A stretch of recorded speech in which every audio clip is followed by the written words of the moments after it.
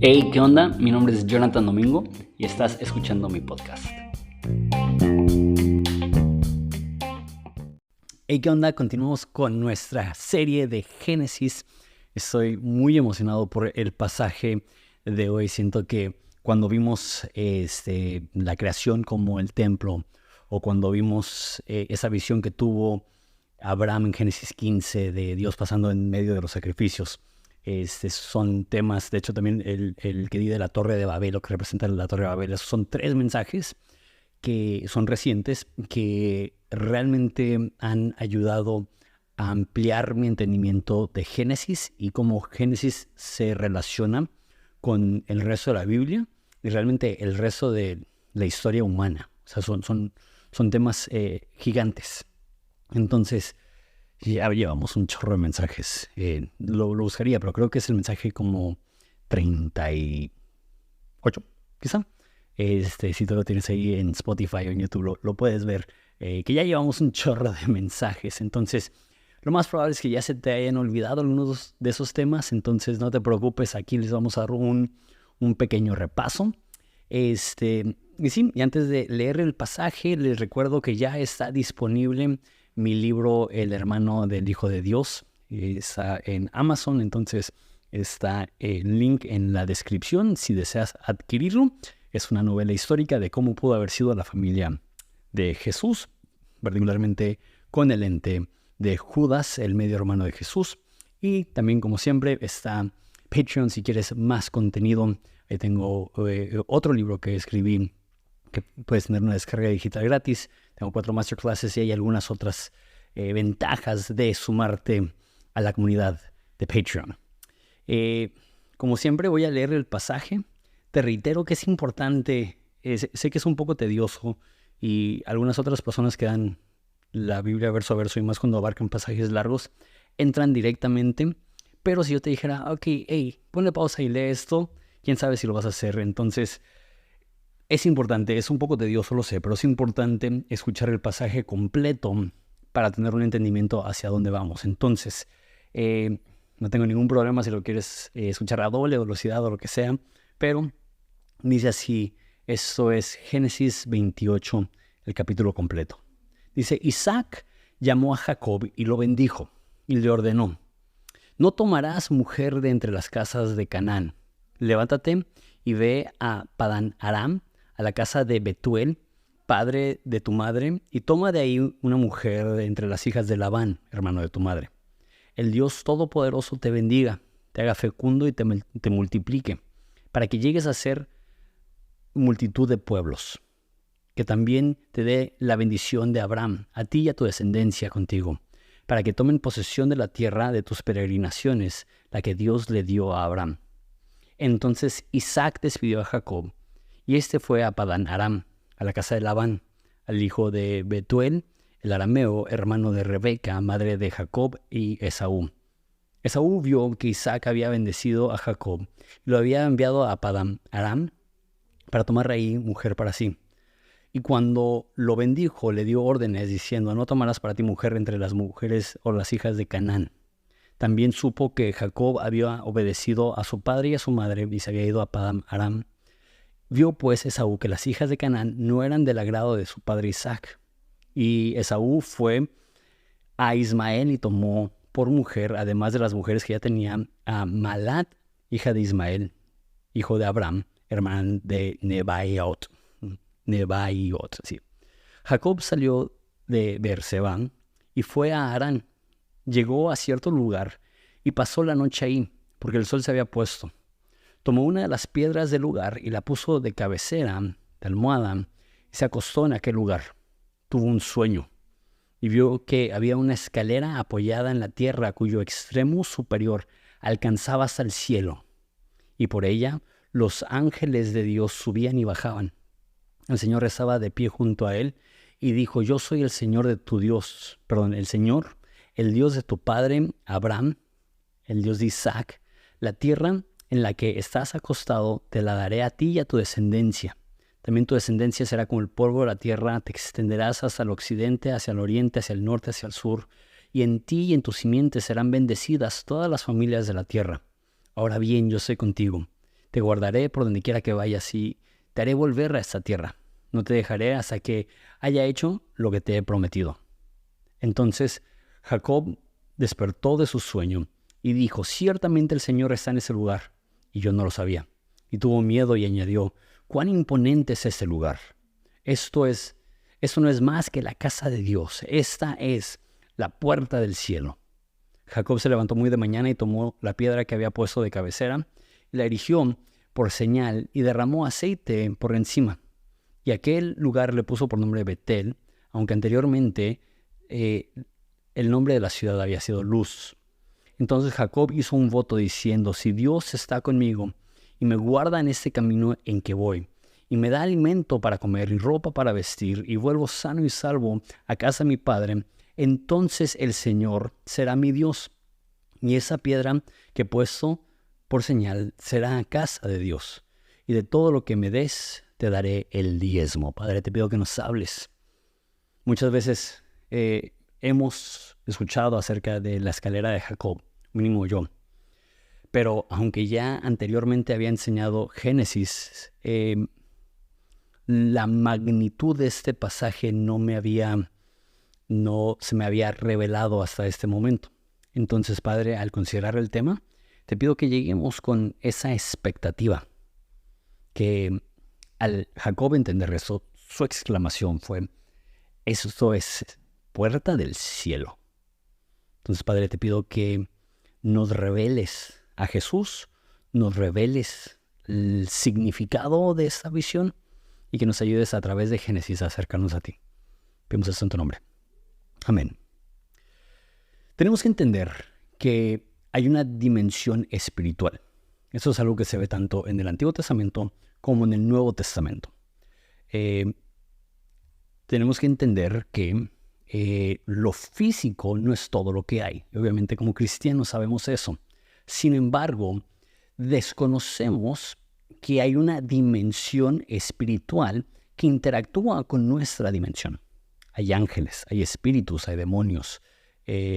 Dios mismo está en medio de nosotros en espíritu de manera intangible, pero al mismo tiempo es real, porque está interactuando con lo que nosotros vemos y sentimos. Hay una historia donde está Eliseo con su siervo y son dos personas, Eliseo y el siervo, y viene un ejército en contra de ellos y el siervo está totalmente escamado y con mucho miedo. Eliseo ora y dice, Dios, ábrele los ojos a mi siervo para que vea la realidad espiritual, y se le abren los ojos y ve que hay un ejército de ángeles protegiéndolos. También sucede en la transfiguración, que Jesús pasa de estar normal a de repente se transforma y está radiando gloria y aparecen Moisés y Elías, y es un momento en el cual la dimensión espiritual y la dimensión natural convergen y alcanzas a ver un vistazo a la dimensión espiritual. Esto es poco común, incluso en la Biblia. Y si es poco común en la Biblia, ¿cuánto más será poco común para nosotros? Ahora, la Biblia promete que vamos a tener sueños y visiones. Sin embargo, en estos momentos, aunque este es un sueño, la forma que lo presenta, la seriedad que le dan a esto, es quizás hasta más que un sueño. Es más que una visión. En Isaías dice, que en la Reina Valera dice que irrumpieras el cielo. En una versión en inglés dice que partieras el cielo, o sea, que abrieras el cielo para manifestarte. Es un poco esa idea. Tenemos que entender que Génesis también no es un libro completo. Es parte de un libro más grande que se llama la Torá o el Pentateuco. Eso es Génesis, Éxodo, Levítico, Números y Deuteronomio. En la antigüedad no tenías libros como los tenemos hoy en día, eran pergaminos. Entonces la Torá era un solo pergamino. No había divisiones. No, para los judíos a lo largo de la historia y hasta la fecha, Ellos no tienen Génesis y Éxodo y Levítico y Número y Deuteronomio, ellos tienen la Torá. Entonces, la razón que al terminar Génesis voy a dar Éxodo es porque entiendo que cuando estudias la Biblia, tienes que ver la Biblia como el autor pretendía que la vieras. Entonces, si el autor escribió de principio a fin, de Génesis a Deuteronomio, y únicamente vemos Génesis, no estamos leyendo la historia completa, no estamos quedando ni siquiera a la mitad. Entonces, si ves la Torá, tienes Génesis, la creación, Noé, Babel, y después empieza con los patriarcas. Y tenemos a Abraham, tenemos un espacio muy chiquito, vimos eso de Isaac, tenemos a Jacob, tenemos a José. Después en Éxodo tenemos a Moisés. Y realmente tenemos que ver esa secuencia. Estaba hablando con un amigo que es una de las personas que más respeto. Le dije que estaba a poco de enseñar Éxodo, entonces pasamos como 8 horas hablando de Éxodo. Y él me dijo esto, que la historia de Moisés la tenemos que ver como una continuación de los patriarcas. Aunque Moisés no se considera un patriarca, se considera el primer profeta, casi en nuestro entendimiento tenemos que verlo como el último de los patriarcas. Entonces, cuando consideramos a Moisés dentro de esta misma secuencia de narrativa de personajes importantes para el pueblo de Dios, vemos entonces 3 revelaciones, 3 visiones gigantes. La primera es la de Abraham, que también se duerme, y eso es en Génesis 15. Y Dios se revela y hace el pacto. ¿Te acuerdas que es que divide a los animales en 2, los corta en 2? Y era un tipo de pacto antiguo donde las 2 personas que estaban entrando en una alianza o en un contrato o en un convenio se paseaban entre los animales que habían despedazado y empapaban sus pies en la sangre de esos animales, y prácticamente estaban diciendo, si cualquiera de los 2 incumple con lo prometido, que nosotros seamos también destruidos. Lo curioso es que en el caso de Abraham, él estaba dormido y Dios fue el único que se paseó. Entonces vemos ahí lo que llamamos el pacto unilateral, que Dios le estaba diciendo a Abraham que independientemente de tu inhabilidad de hacer las cosas bien, yo voy a cumplir con lo que te he prometido, porque yo no estoy entrando a ese pacto con la expectativa de que tú tienes la capacidad de cumplir con aquello con lo cual te has comprometido. Hablando de Éxodo, o sea, Éxodo es eso, Éxodo, vamos a ver cómo Dios pone estándares sabiendo que vamos a violar esos estándares, y Él proveyendo un sistema para reconciliación a pesar de nuestra inhabilidad de cumplir con aquello con lo cual entramos en un pacto con Dios. Entonces lo primero es el pacto, que es la visión de Abraham, y después vemos esta visión de Jacob, donde se abre el cielo y ve una escalera donde hay ángeles ascendiendo y descendiendo, y ve a Dios, y su conclusión es: Dios está aquí, esta es la casa de Dios. Entonces con Abraham vemos la visión que representa el pacto, con Jacob vemos la visión que representa la presencia, y la próxima vez que veamos una visión similar será con Moisés en el desierto, donde ve la zarza ardiente, donde ve un árbol que se está quemando sin ser consumido, y Dios le habla. Y si vemos la secuencia, funciona muy bien, porque con Abraham en Génesis 15 es el pacto, con Jacob en Génesis 28 es la presencia de Dios, y con Moisés en Éxodo no lo anoté, pero ha de ser como capítulo 3, quizá 4, en Éxodo 3 o 4, es el propósito que Dios tiene. Y esa es la misma forma, cuando Dios se revela a ti, es en este orden. Primero, Él hace un pacto contigo y promete estar contigo en las buenas y en las malas. Promete Él ser suficiente cuando tú no lo eres. Y después te lleva a su presencia, que Él te acompaña en tu trayecto y en tu vida y en tu jornada en búsqueda de Él. Y por último te da un propósito, te da una misión para tu vida. Simplemente me gusta, como una vez más, tomando un paso para atrás y viendo como lo macro de Génesis, es que en estas 3 visiones vemos el plan de Dios para su pueblo, que Él hace un pacto con nosotros, que Él nos acompaña y que Él nos dará un propósito. Ok, habiendo dicho eso, volvemos a ver el pasaje. Dice en versículo 1 que Isaac llamó a Jacob y le dijo prácticamente: no quiero que tomes una mujer de aquí. Si recuerdas, creo que fue Génesis 25, donde al final dice que Esaú se casó con mujeres hititas. Los hititas eran personas que vivían en esa región, mas no eran parte de la familia de Abraham, y que eran un dolor de cabeza, prácticamente dijo, para su madre. Y por eso, de hecho, al final del capítulo anterior, es en versículo 46, Rebeca le dijo a Isaac: estoy cansada de vivir a causa de las hijas de Ed.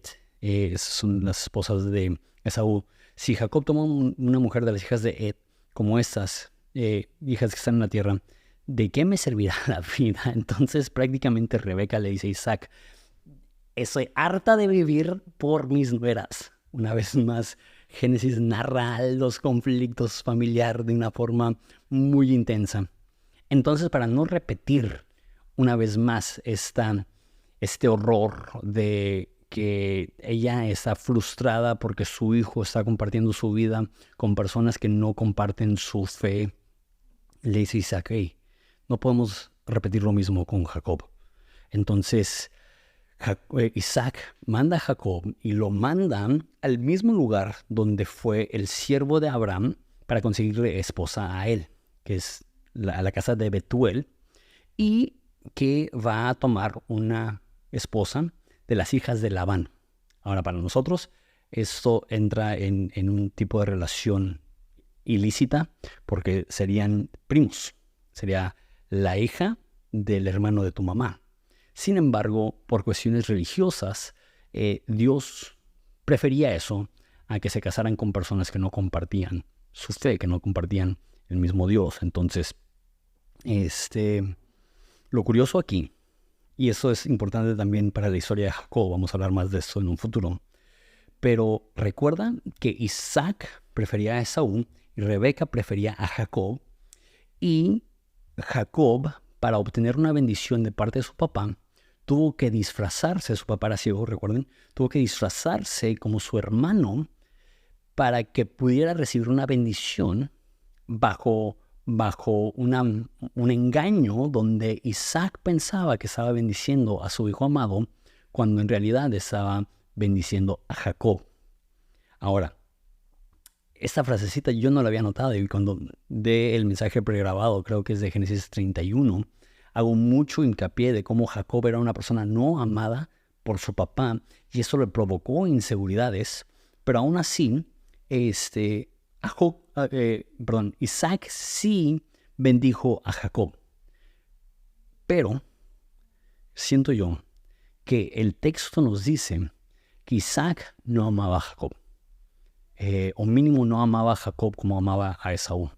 Entonces, aunque Isaac le da una bendición sin afecto. Y aquí Jacob se convierte en el heredero, ahora no solamente ilegítimo, si lo puedes ver así, compró la primogenitura por unas lentejas, engañó a su papá y recibió una bendición bajo este engaño, pero ahora ya Isaac, consciente de lo que está haciendo, lo bendice y le da la misma promesa que Abraham recibió: que Dios te multiplique, que Dios te dé esa tierra, que Dios te dé una grande descendencia, que el Dios de Abraham te acompañe. Sin embargo, Jacob seguirá con todas las inseguridades que provocan ser un hijo no amado. Recibió la bendición, mas no recibió el cariño. Ay, cuando estaba leyendo eso y viéndolo de esa forma, Dios me habló a mí como padre. Muchas veces como papás queremos darle bendiciones a nuestros hijos y pensamos que con bendecirlos es suficiente. Pero para el desarrollo emocional de un niño es más importante el cariño que la bendición. Déjalo de otra forma. No solamente es inculcarles una religión y no solamente es proveerles un hogar, es que ellos sientan el calor y el afecto de su padre. Que ellos no sientan que tienen que competir para tu atención. Eso es lo que sentía Jacob. Jacob sentía, tengo que competir, tengo que engañar, tengo que usar artimañas para tener un poquito de afecto de mi padre. ¿Y cómo afectó eso negativamente a Dios? Ten cuidado como papá de no inculcar la ley de Dios sin mostrarles el corazón de Dios a tus hijos. Y creo que de una forma más amplia. Ten cuidado como papá de no pensar que porque estás dándole las bendiciones materiales a tus hijos, o incluso inculcándolos religiosamente con conceptos e ideas, que has cumplido. Eso es una parte. Pero aún más importante que las ideas que les heredes es tu presencia en el hogar, y tu calor, y tu cariño, y tu afecto hacia ellos. Conozco a tantas personas que me han dicho, mi desarrollo como hombre o como persona, aplica también a mujeres, fue en gran manera frenado y afectado por falta de cariño de mi padre. Si tú estás viendo esto y tienes hijos, lo más probable, siempre checo las estadísticas, la edad promedio que ve eso es entre 25 y 35 años. Entonces, la mayoría o no tiene hijos o está entrando en esa etapa. Entonces, si tú eres papá joven o estás a punto de tener hijos o estás considerando tener hijos, ten esto en consideración. Tu afecto por tus hijos hará más que cualquier cosa que tú les puedas decir. Es importante afirmarles en su espiritualidad a través de palabras, pero es más importante afirmarles en su identidad como hijos amados a través de tu afecto.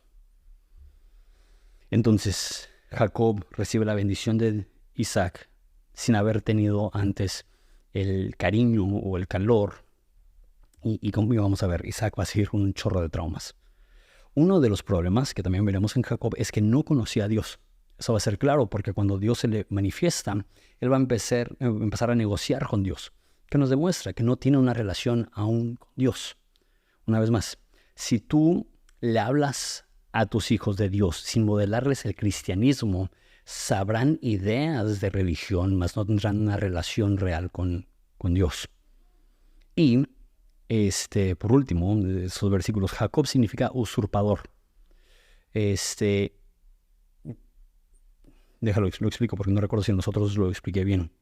Jacob literalmente significa agarrar el talón, que nos dice la historia que cuando estaba por nacer estaba peleando con Esaú. Esa idea que desde el vientre ya había esa rivalidad y nace primero Esaú, pero sale Jacob agarrado de su talón. Entonces le llamaron Jacob, que significa agarrar el talón, pero literal significa como hacer tropezar o engañador o casi como charlatán. Y es lo que hemos visto hasta ahorita. Le roba la primogenitura a su hermano, le roba la bendición a su papá. Y esa idea, usurpador, no me gusta. Vamos a cambiarlo por Jacob es una persona que intenta a través de su propia habilidad ganarse la vida. Que él cree que es él contra el mundo. En vez de operar de un punto de partida donde soy un hijo amado y aceptado, su punto de partida es todo lo que quiero en la vida me lo tengo que ganar a la fuerza. Nada es un regalo. Y Génesis es lo opuesto, esto es gracia. Esto es, Abraham no lo merece, Isaac no lo merece, nos vamos atrás y Noé no lo merece, nos vamos atrás y Adán no lo merece. Tenemos un chorro de personas con fallas y defectos y la gracia de Dios dice, no te lo tienes que ganar, eres mi hijo, no porque eres lo suficientemente bueno, sino porque yo te he elegido. Jacob no entendía eso. Y Jacob intenta ganarse el afecto de su papá físico y lo proyectará en Dios e intentará ganarse el afecto de su papá espiritual. Todo esto como consecuencia de no haber recibido el afecto que él necesitaba como un hijo. Creo que eso es también importante tenerlo en mente porque yo suelo ser muy crítico de Jacob y digo, es uno de los patriarcas, debería de conocer a Dios, no debería ser ya un adulto y tener ideas tan infantiles de Dios. Pero cuando tu punto de partida es, mi padre no me ama o no me ama como mi hermano, eso es un problema. Entonces del versículo 5 al 9, Esaú ve que Jacob se va a ir a casarse con una mujer que no es de ahí, y él dice, chin, yo tengo 2 esposas de aquí, y Jacob está obedeciendo a mis papás y está yendo a casarse. curioso. Él cree que si él también se casa con una mujer que es parte de su familia, que de alguna forma eso le va a ganar puntos con sus papás. Curioso. Cuando Isaac bendice a Jacob, Esaú dice, bendíceme. Y dice, ya no puedo, ya se lo di a tu hijo, pero ¿sabes qué? Voy a hablar lo que Dios diga. ¿Y qué es lo que dice? Tendrás una gran nación, pero estarás en enemistad con tu hermano y le vas a servir. Entonces Esaú le agarró un coraje a su hermano que lo quería matar. Eso es lo que fue el final del capítulo anterior. Y Esaú, siendo el hijo preferido, también lucha con sentimientos de sentirse menos, de insuficiencia, de sentirse que él también se tiene que ganar el afecto de sus papás. Y hasta me da lástima esto, porque aunque él es el favorito, sigue sin sentirse que da el ancho. ¿Por qué? Porque su papá no lo pudo bendecir. Con Jacob tenías un hijo que tenía bendición, pero no tenía afecto. Y con Esaú tienes un hijo que tiene afecto, mas no tiene bendición. Y una vez más esto me revolucionó la mente y me hizo pensar mucho. Digo, ok, ¿cuántos hijos mimados no nacen, o más bien no se crían con traumas aún más complejos que los niños abandonados porque reciben afecto sin bendición, que reciben cariño sin estructura, sin bases? A Esaú, Isaac no le dijo, hey, no te cases con una hitita, te va a arruinar la vida. Busca a alguien que sea parte del pueblo de Dios. Le dijo, ok, si tú quieres, hazlo, te amo, mi amor, mi bebé, mi hijo. Gracias, papi. Y produjo la misma incertidumbre que Jacob tenía. Y esa es una de las enseñanzas subliminales de Génesis que vamos a ver. Hay dos formas de arruinarle la vida a tus hijos. Uno es no preferirlos. Y dos es mostrar preferencia a uno de ellos. Si no me crees, pregúntale a José, que veremos después, que sus hermanos lo odiaban, casi lo matan y lo vendieron a esclavitud porque él era el favorito. Tener favoritos dentro de tus hijos no le hace ningún favor a nadie. Tener favoritos dentro de tus hijos afecta negativamente a los rechazados y afecta negativamente al favorito. Y todos van a resultar con inseguridades, unos porque van a tener bendición sin afecto y otros que van a tener afecto sin protección emocional, porque los dejaron hacer lo que querían, como querían, de la manera que querían y dejaron que por querer ser los padres chidos, los niños se autodestruyeran. ¿Quieres destruir a tu familia? Muestra favoritismo. ¿Quieres destruir a tus hijos? Muestra más cariño por uno que por otro. ¿Quieres causar traumas emocionales? Decide preferir a uno sobre a otro y esa va a ser la consecuencia. Mínimo, esa es una enseñanza muy explícita. O sea, hay muchas cosas que hemos visto que son implícitas. Esa es una enseñanza explícita de Génesis. Versículo 10. Jacob salió de Beerseba y fue a Harán y luego por cierto lugar pasó la noche ahí porque el sol se había puesto y tomó una de las piedras del lugar y lo puso de cabecera y se acostó en aquel lugar. Entonces va saliendo de Beerseba, va hacia Betuel, creo que era hacia Harán, donde va a encontrar a su mujer y nos dice que llegó a cierto lugar. Ahorita vamos a ver dónde es. Y porque el sol se había puesto, entonces como que nos está dando a entender que no tiene un plan muy fijo. Toma una piedra y la pone de cabecera y se acostó en aquel lugar. Entonces, ¿por qué nos menciona lo de la piedra? Y más, porque lo va a volver a mencionar después del sueño. Entonces, al parecer, el autor de Génesis quería hacer hincapié en la importancia de la piedra. ¿Por qué lo hace? Creo que dos razones.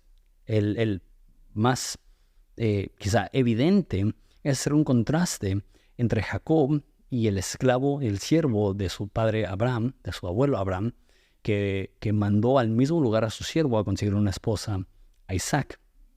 Cuando salió, el siervo iba con 10 camellos. ¿Qué significa eso? Era una caravana.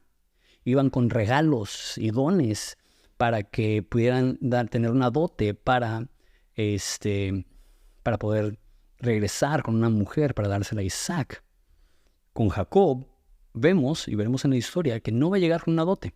No tiene forma de conseguir lo necesario que en esa cultura, si te querías casar, tenías que darle una dote, cierta cantidad de dinero a la familia de la esposa, y eso era necesario para poder casarte. Él no tenía para una dote, entonces tuvo que trabajar a cambio de poder casarse con la mujer de Labán. Entonces se va sin dinero, se va solo, no se va con una caravana, ni siquiera tiene un lecho, ni siquiera tiene una cama. Creo que eso es lo que está haciendo hincapié esa historia, que va solo.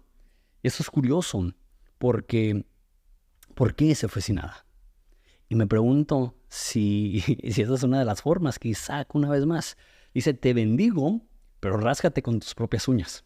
Ahora, no sé si lo hace como gacho, pero al ver la historia sí siento que es como fuchi, como que vete, o sea, largo.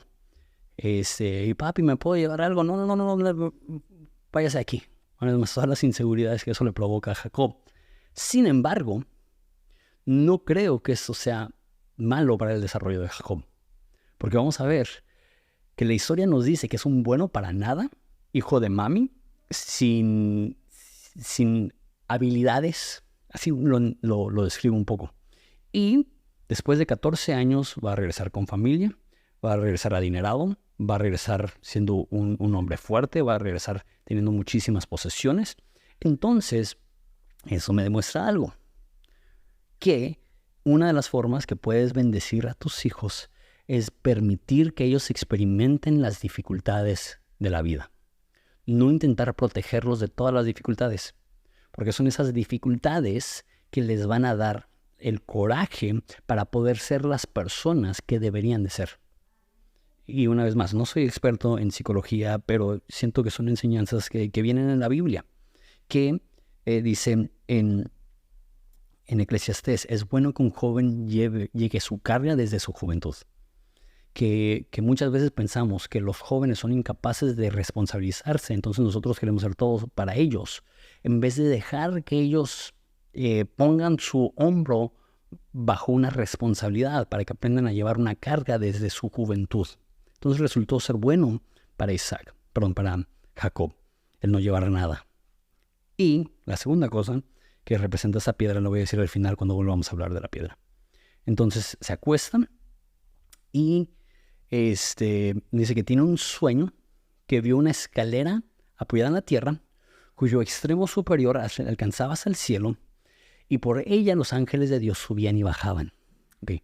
Esto es importante una vez más, porque hay ciertos megatemas en la Biblia, y uno de esos megatemas es esa idea de Babel, como ese sistema anti-Dios. Lo vimos cuando hablamos acerca de la Torre de Babel. Y cuando ellos estaban construyendo la Torre de Babel, decía que querían hacer una torre que llegaba hasta el cielo. Y aquí vemos no una torre, sino una escalera que está en la tierra y alcanza hasta el cielo, una vez más como siendo un puente entre las dos dimensiones. Y esto es evidente por los ángeles que están subiendo y bajando, muy al estilo de la visión que tiene el siervo de Eliseo de ver. Y el sistema de Babel es cómo el hombre puede llegar a Dios a través de su propio esfuerzo. Dice que mejoró la tecnología, aprendieron a hacer ladrillos, y lo primero que intentaron hacer con los ladrillos es hacer una torre que llega hasta el cielo. Lo mismo se va a ver en Éxodo, cuando las personas están haciendo ladrillos, sirviendo al tirano, que era una representación de este Dios no legítimo. Están intentando llegar a lo divino a través del esfuerzo humano. Y Génesis narra lo opuesto. Este hombre está dormido, este hombre no tiene nada, este hombre no tiene ni siquiera el afecto de su papá. Y Dios en su gracia le abre sus ojos espirituales para ver que ahí hay ángeles ascendiendo y descendiendo. Y está la presencia de Dios mismo. Es lo que dice en el versículo 13, dice: el Señor estaba de pie junto a él. Y le hace la promesa: yo soy el Señor de tu padre Abraham, el Dios de Isaac. La tierra donde estás acostado te la daré a ti y a tu descendencia. Y le repite la bendición que también le había dado a Jacob. Ahora, Dice que estaba junto a él, pero la palabra en el hebreo literalmente significa estaba sobre él. Entonces, ¿sobre qué? ¿Sobre Jacob o sobre la escalera? Lo más probable es que la imagen es de una escalera con Dios arriba y Jacob abajo. Aunque quizá no, porque dice Dios está en ese lugar. Pero yo creo que la razón que dice Dios está en ese lugar fue porque simplemente se le abrió los ojos espirituales para ver la realidad que Dios estaba ahí. En la Reina Valera dice así, versículo 13 dice, he aquí Jehová estaba en lo alto de ella, hablando de la escalera. Una vez más, la palabra en hebreo significa sobre únicamente. Entonces no sé por qué lo tradujeron junto, pero ahorita voy a hablar acerca de la importancia sobre eso. Y ahora una vez más, el Señor le establece la promesa a Jacob, ya no es Isaac únicamente dándole la bendición, ahora es Dios mismo recordándole la bendición de su papá. Ok, ¿qué podemos aprender acerca de la visión de la escalera? En Juan nos dicen que van corriendo con Natanael, porque conocieron al Mesías. Y van corriendo y le dicen, hemos encontrado al Mesías. Y llega Jesús y le dice a Natanael, aquí hay un hombre cuyo espíritu no conoce engaño. Natanael le dice, ¿tú quién eres? Ni me conoces. Y dice Jesús, cuando estabas abajo de la higuera yo te vi. Natanael dice, no manches, es un profeta, ¿cómo sabía dónde estaba yo antes de verlo? Y luego Jesús le dijo, ¿crees por eso? Créeme, llegará el día donde verás ángeles ascendiendo y descendiendo sobre el Hijo del Hombre. Entonces Jesús se apropia de esta imagen. Entonces, para nosotros que entendemos el panorama completo de toda la Biblia, esta visión es referente a Jesús, que está el espectro espiritual y está el espectro natural. ¿Y quién es la persona que hizo el viaje a través de la escalera para puentear esas dos realidades? Jesús. Es más, dice en Hebreos que Jesús traspasó los cielos. Damos esa idea. Que Jesús es quien, como dijo Isaías, que abrieras los cielos y descendiera tu presencia.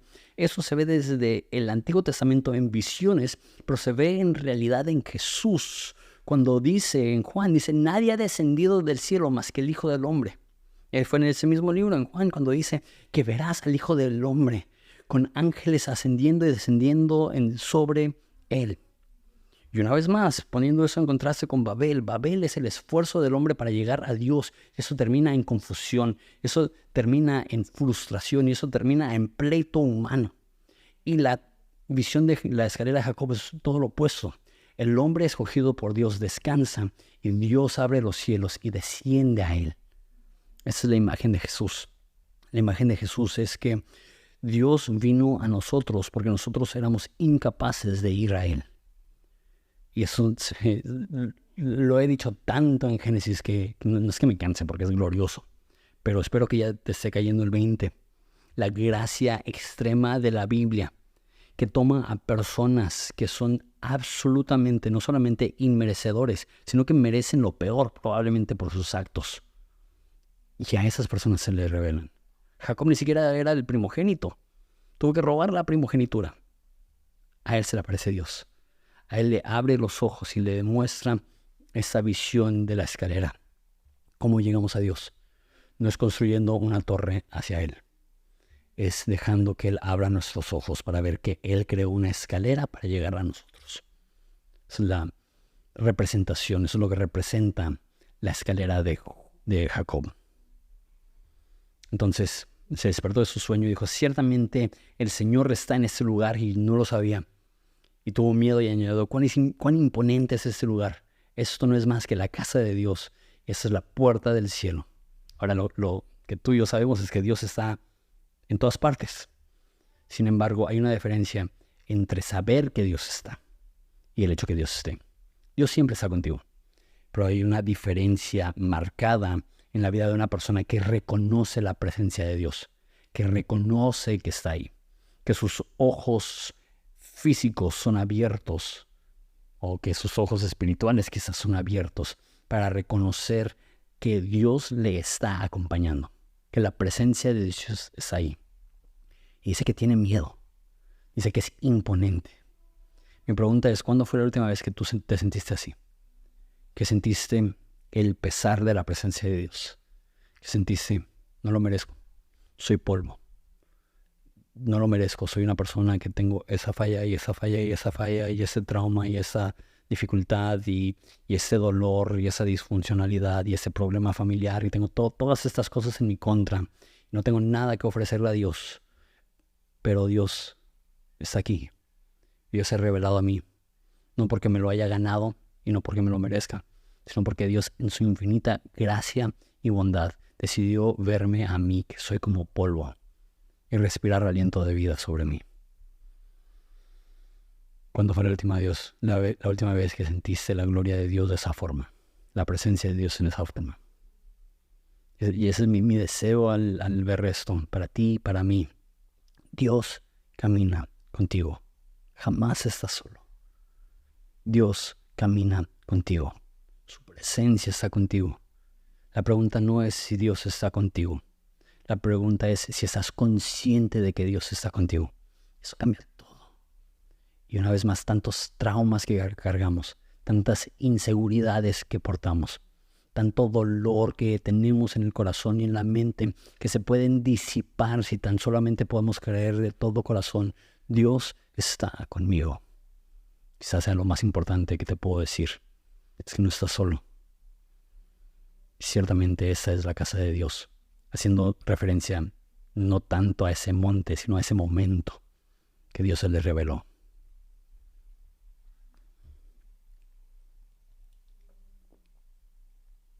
Versículo 18. Dice, Jacob se levantó muy de mañana y tomó la piedra que había puesto de cabecera y la erigió por señal y derramó aceite encima de ella y le puso lugar Betel, que significa casa de Dios, porque la casa de Dios es la puerta del cielo. Y anteriormente había sido luz. Ok, entonces una vez más vemos la misma piedra. Dice que la puso ahí como señal.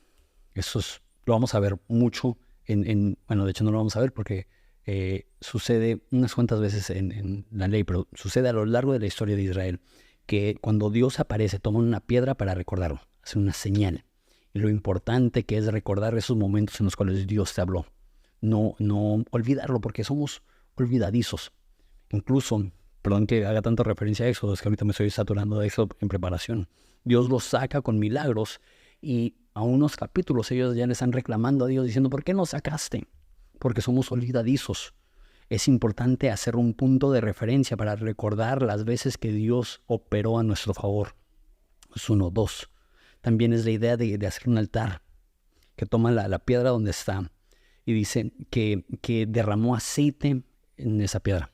Ahora, hay algo que se llama la ley de la primera mención. Cada vez que en la Biblia vemos algo mencionado por primera vez, tenemos que detenernos y darnos cuenta que el autor está tomando una historia y un concepto importante y está usando la historia para darnos como estructura y entendimiento acerca del concepto importante.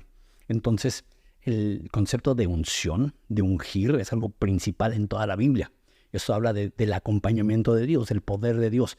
Y aquí está increíble, o sea, es una piedra, es insignificante. La cabeza de Jacob estaba descansando sobre algo insignificante cuando Dios decidió revelarse y toma esa misma piedra y la unge. Una vez más, creo que es una imagen hermosa de cómo Dios toma algo sin valor nato y lo llena de su poder. Así como tú y yo, la verdad, o sea, la cultura nos dice tanto, eres valioso, eres valioso, eres valioso, y la respuesta es, eres valioso ante los ojos de Dios porque Él te ama. Pero por un lado también la Biblia dice que somos polvo. Entonces, ¿cómo funciona? ¿Somos polvo o somos valioso? Y es lo que veo en esa historia. Una simple piedra cobra valor cuando Dios está con ella. Eso es lo único que puedo decir. Nosotros cobramos valor porque Dios está con nosotros. Nuestro valor no es en quién somos nosotros. Nuestro valor es en la relación que podemos llegar a tener con Dios.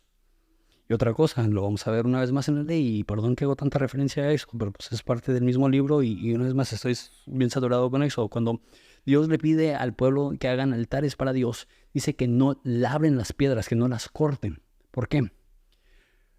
Van a ver muchas cosas muy impresionantes del tabernáculo y del templo, pero el lugar del sacrificio no es impresionante. Es un lugar sencillo. porque el sacrificio de Jesús no tiene que ver con lo que nosotros hacemos para Él, sino con lo que Él hace por nosotros. Una vez más, la imagen de la escalera no es una torre hacia el cielo, es una escalera descendiendo del cielo. De la misma forma, el altar no es algo que hacemos para impresionar a Dios. Y decimos, mira mis logros, y mira mi esfuerzo, y mira mi sacrificio. Es un lugar de reconocimiento de su sacrificio. Entonces lo que nosotros aportamos es una piedra. Y me hace pensar mucho en las bienaventuranzas, que Jesús dice, bienaventurados los pobres en espíritu, porque ellos verán a Dios, porque de ellos es el reino de los cielos. Es llegar a Dios diciendo, no tengo nada de valor, pero lo poco que tengo, mi almohada de piedra, lo pondré delante de ti y lo voy a ungir representando que aún lo poco que tengo, lleno de ti, lleno de Dios, cobra un valor. Y por último, hace un voto. En versículo 20 dice, entonces Jacob hizo un voto diciendo, si Dios está conmigo y me guarda en este camino en que voy, y me da alimento para comer y ropa para vestir y regreso sano y salvo, entonces esa piedra será la casa de Dios. Algunos que piensan que quizá el templo es en ese lugar por esa promesa que hace Jacob, y dice que de todo lo que me das daré el diezmo. Ahora, aquí es donde veo que aunque Dios se le reveló a Jacob, Jacob todavía no entiende bien quién es Dios. Todavía no conoce a Dios. ¿Por qué? Porque intenta negociar con Dios. Después de tener esta experiencia maravillosa, en vez de decir, te voy a dar todo lo que soy. Soy tan agradecido contigo que te hayas fijado en mí. Yo siendo usurpador, yo siendo malagradecido, yo siendo mal hijo, yo teniendo todos mis traumas. Gracias por fijarte en mí. No. Dice, ok, si me vas a hacer esas promesas, si te vas a fijar en mí, ok. Entonces el día que yo pueda ver el cumplimiento de esas promesas, entonces yo voy a darte el diezmo. Y hay muchas personas que utilizan eso como un pasaje para hablar del diezmo y decir, ves, tienes que diezmar de lo que Dios te da. Y no creo que esté mal, pero creo que eso más bien es un error. Que el modelo bíblico no es yo le voy a dar a Dios porque Él ya me dio, sino la ley de los primeros frutos es darle a Dios sin saber si te va a dar o no. ¿Por qué? Porque Él ya te dio algo más importante que los bienes materiales. Ya te dio su presencia, ya te dio su perdón. No negociamos. Imagínate lo tonto, no sé, lo estúpido, pero está bien, lo estúpido que suena esto. Dios, si tú me das, entonces yo te voy a dar. Qué buena oportunidad, Dios, qué ganga, piénsalo, te conviene. Dice Romanos, ¿quién podría darle a Dios para que Dios le deba? No le damos a Dios para negociar con Él. No podemos decir, si tú me das, entonces yo. Lo hacemos, lo he hecho, o sea, y es tan infantil e inmaduro. No debemos de pensar que tenemos palanca para poder negociar. Bienaventurados los pobres en espíritu, los que llegan con una piedra diciendo, eso es lo que tengo, y lo pondré en tus manos porque no tengo nada más. Y esas son las personas a las que Dios bendice. Y aún a pesar de eso, Jacob sigue duro de cabeza diciendo, no, Dios, tú no me das, yo te daré. No, Dios ya te dio. Y por eso vamos. Puedes tener experiencias sobrenaturales y aún no conocer a Dios. Y llegará el momento donde Jacob lo conocerá.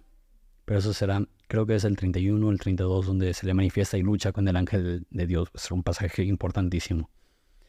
Pero muchas veces pensamos, no, si Dios se revelara a mí, entonces eso resolvería todo lo que tiene que resolver. En este caso Dios se le reveló y aún seguía ciego o medio ciego. Pero eso pasa.